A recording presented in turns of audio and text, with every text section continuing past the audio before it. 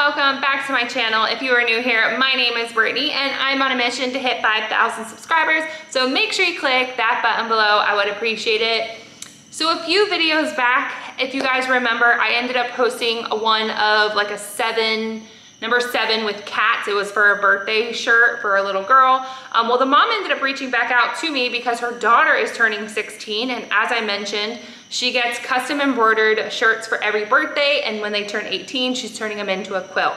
I think that is super cool. So her daughter actually wants to mirror her 8th birthday shirt. So of course I did get a sample of that shirt and she is wanting to do, you would think I would remember because I literally just looked at it. It's called, I just saw it, Monster High. I keep saying Dolls Kill, but it's Monster High. And if you guys remember that, that is so long ago that when I look on Etsy, I cannot find anything that is going to incorporate fabric that she is requesting. I am seeing like the doll itself, but that's not what she wants. She actually wants the skull. So this is what I did, and we're about to see if it's about to work.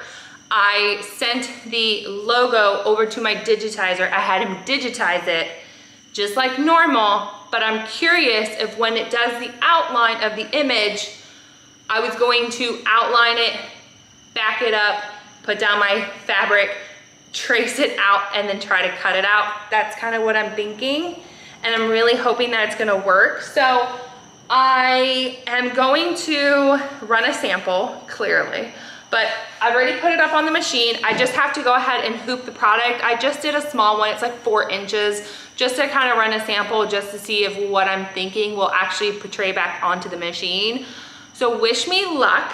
It's not that much of physical design. It's only just like a skull with a bow. So that's pretty simple. Everything else though is already digitized for proper, which is like my number, I did 16, and then the name, as you guys all know, I just do embroidery thread.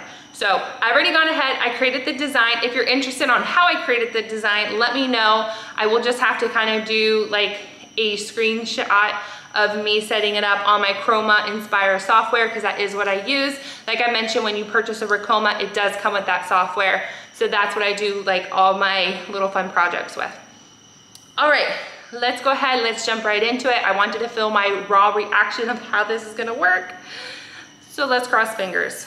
All right, so I've gone ahead and put my backing on here. Like I said, I just used my cutaway backing as just an example. What I used to do back in the good old days is actually just use a bed sheet. And I really do like that method because at the end of it, you get to see like all your designs play out. And then of course, when you run out of room, you just toss it. I just haven't picked up another bed sheet, but that's usually what I did do just to kind of save on material. And you could probably just pick up a bed sheet from like a thrift store. All right, so I went ahead and I set everything up. Like I said, I'm not being too strict on my physical colors, even though I did pick the colors that she's gonna need anyways. Actually, I'll have to do a darker pink, but that's besides the point. So let's try to run this. And then I'm gonna try to show you guys physically what I mean. You know what I was just thinking? Okay. That won't work. Here. Okay, so this is what it basically did. It went ahead and created like a stitch of the actual outline, and then it actually went back. I don't know, can you guys see that little tight line right here? It's just a straight line. That's the one that I actually thought it would embroider first and then do the stitching over it. And clearly it does it backwards.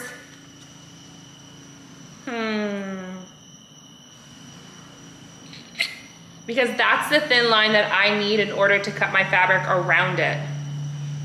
Let me see something, hold on. Let's test the waters, because we wanna be brave.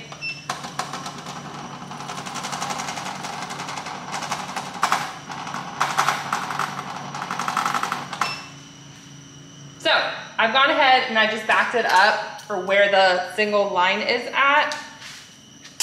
What I'm gonna do is, this is really not important, I'm gonna just throw fabric down because I'm just curious of something. And basically, let's try this.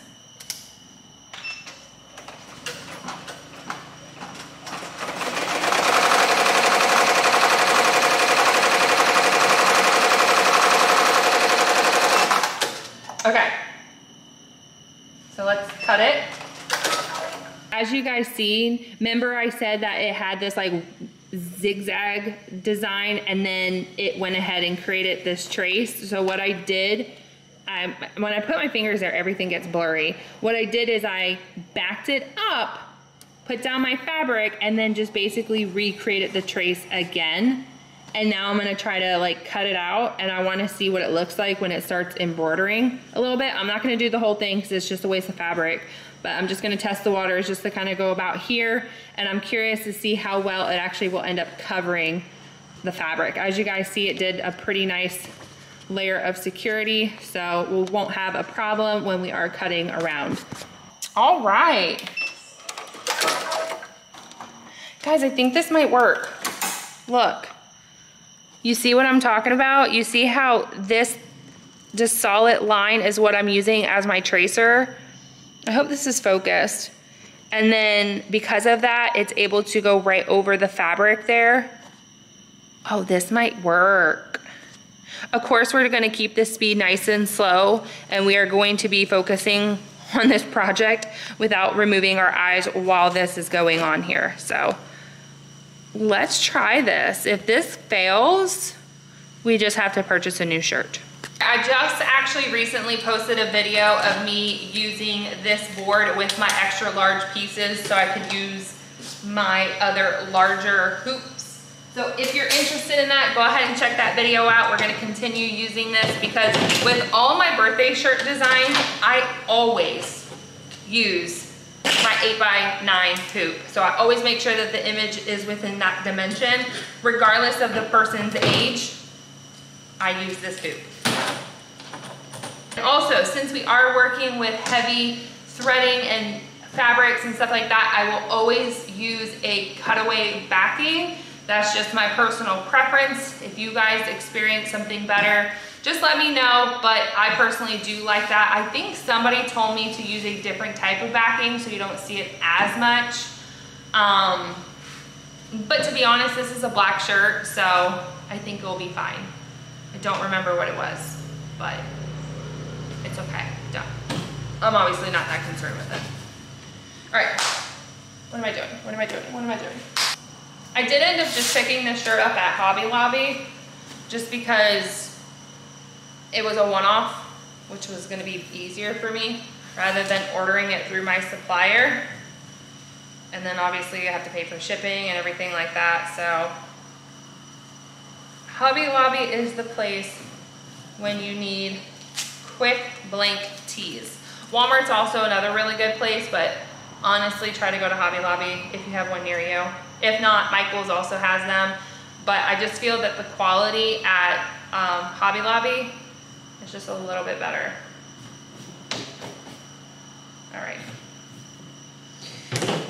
And then I am gonna put this shirt upside down because I do find when I am cutting, especially fabrics, it's just easier. It pulls out a lot further. It's not really like it does, but it's just easier for me to cut it. So I always embroider my shirts and now my sweaters upside down. And also it has the bigger hole at the bottom versus like the little neck hole. So that's a good tip. Did make mention that I need to change out my color because basically I ended up picking up a bunch of colors from Hobby Lobby. Now I actually ended up picking up this solid pink color, which I thought was really pretty. That's what she wanted, so a bright pink. So I just need to get my thread to match that. And then also the bow is pink on the skull, and so I kind of just wanted a little bit of an accent. So I went ahead and picked up this one. Honestly, I picked up the smallest piece that Hobby Lobby would sell me. So just keep that in mind if you are gonna be working on projects that you don't feel like will be a repetitive project or you won't be repeating like fabrics, just get the smallest colors you possibly can. So I got that.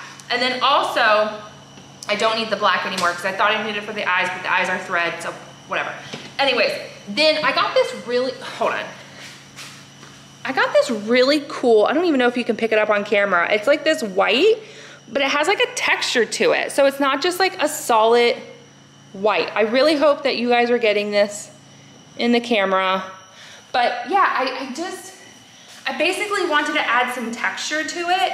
And I figured like when you put all three of them together,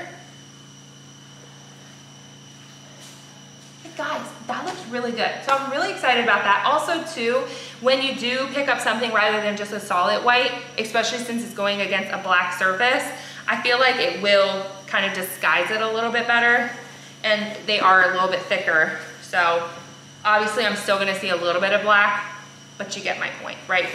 And this one I did get a little bit bigger just because I really like the white. But again, just keep that into consideration when you are just working on one-off projects. Try to keep your fabrics small so you're not spending a whole lot of money on them. Unless you are working on a project where you're gonna be like repeating it multiple times. You get my point. A couple things that I did do before I started recording again was I put my image on, I set up all my colors, I flipped my image upside down. I've shown you guys that once before. And then I did go ahead and make sure that my thread colors was on there, which it was. So that was really good. Also, I did go ahead and add my heat and bond onto the back of all my fabrics. So I got all that. Oh, they're right here, all that done. And then also another thing that I did, thank God I remembered, but the eyes and the nose was the same color as white, and obviously you can't do white on top of white. So I ended up putting it back on my software and I changed it to black. So whew, I'm so glad I remembered to do that. We're just gonna go ahead, trace. Girl, we are way too big. What is going on? Okay. Clearly that's not gonna work. All right. All right, I need to bring that, no, let's go. Okay, so, first of all, we're not centered, now we are. We have to go back further. Why is it, it's, okay.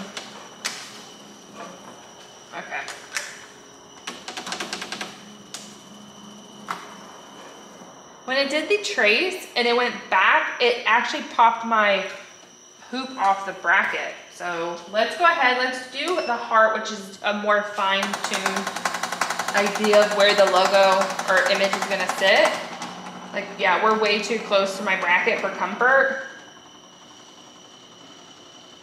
So we probably just have to shrink the image a little bit. It's not ideal because this is such a big shirt, but again, I don't feel like I have another hoop I could really use, unless I don't want to use one of my Mighty Hoops, which we all know the answer to that. Okay, so all that I'm going to do is, remember, you cannot shrink it any more than 10% on your machine itself, so I'm only going to shrink it right now to 5%. Let's start there, because like I said, I prefer not to shrink it. Okay, that's good, that's good. That's better, good. Okay.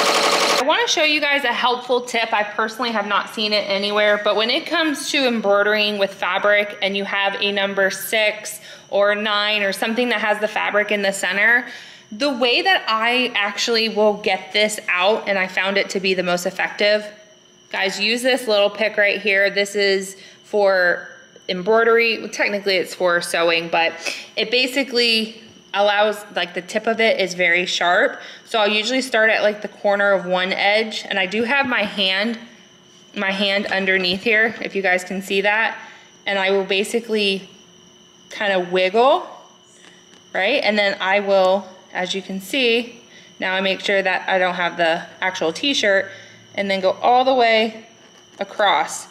So now I have a split in the center, so it's gonna allow me to cut out that fabric in the center. And I found this to be so easy to do that. And then now, problem is that I have the camera where I would be. So sorry, guys. All right, so as you can see, we just Cut one side out. You can't see nothing, sorry. And then here we cut the other side. So now we have a perfect circle in the middle. Love that tip. If you guys have another way you do it, I'd be curious. If you've never done it and you try it, let me know. So, new outfit, days later, 3 t-shirts later, and I'm finally finishing this video. And you guys just seen it with an snap of your finger. Hopefully you guys did see the prior video on why I was running into the issue. It is a great video. I will go ahead and link it up above. You guys must watch it to see why I was running into so many problems. All right, so the main show is, like I said, Digitizer went ahead, created the logo for me. However, he did not do it where it was like stitch, fabric, stitch, and then do the final, you know, overlay. So we are going to watch very, very closely. I am gonna go ahead and drop my speed down so when it goes and does that backline trace that I showed you guys before, we can then sit down the fabric, stitch it out, take it, cut it, you get my point. So, dropped it to 630. I am going to hit it right now and we are keeping our fabric on deck. So cross the fingers. This will work. This will work.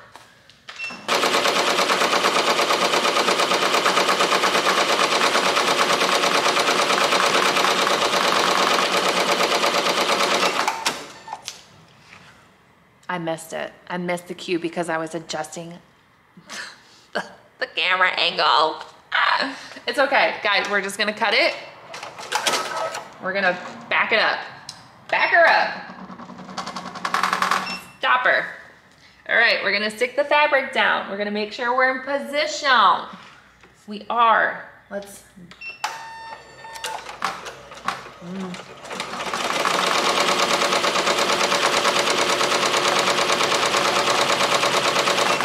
Stop her. Now we're gonna cut her. She did not cut. We're gonna cut her. Oh, okay. Now we're just gonna go ahead and pull it out. So as we can tell, it's nice and secure. So let's cut her on out.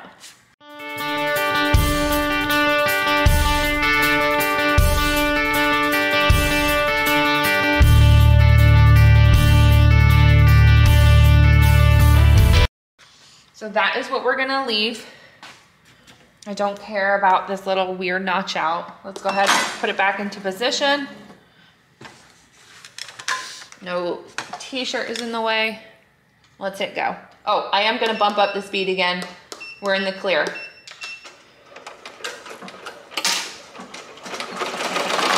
Because for some reason, we're having a bunch of thread.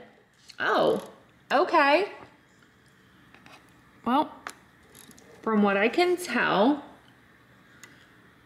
I don't know how, not a clue. It looks like the actual thread came out of the needle, which, unless the needle broke, which it did not, I don't have a clue how that happened. So let's just go ahead and rethread.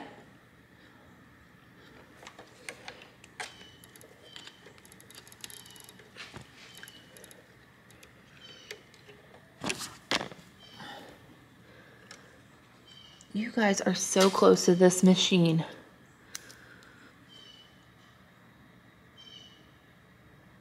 So as you can tell, we've gone ahead and successfully, except that one little hiccup, which we solved, embroidered at least the head of the skull. Now we gotta focus on the bow. I'm gonna drop the speed back down to 630. I'm hoping it does the identical as what it did on the last, which is basically a stitch and then a small, because I haven't seen it yet. So let's try that now. Keep our finger on the button for stop. Oh. Oh, okay, never mind. False alarm. We are focusing on the eyes. I didn't realize that. I thought we were doing the skull, the bow, then the eyes and the nose. Apparently, we're not. We're focusing on the eyes and the nose now. So I had to correct that color. Okay, so now we are going to focus on the bow. Again, drop speed, 630. Let's go ahead and start. But again, keeping our finger on the stop button because we need to still add our fabric.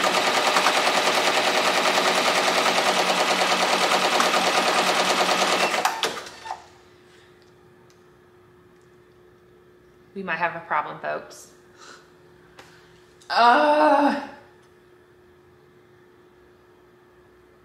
Crap.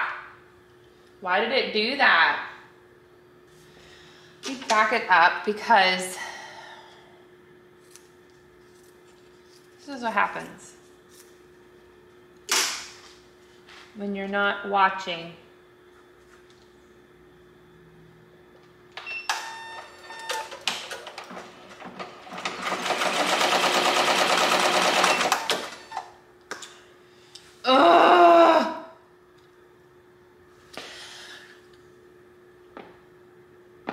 Be this far into the project.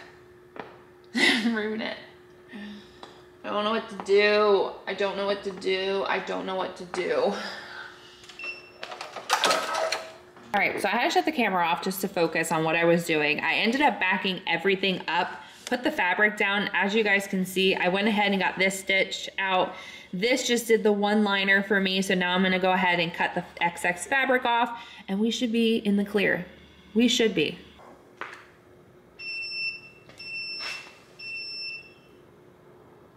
Put a hole in the shirt from embroidering.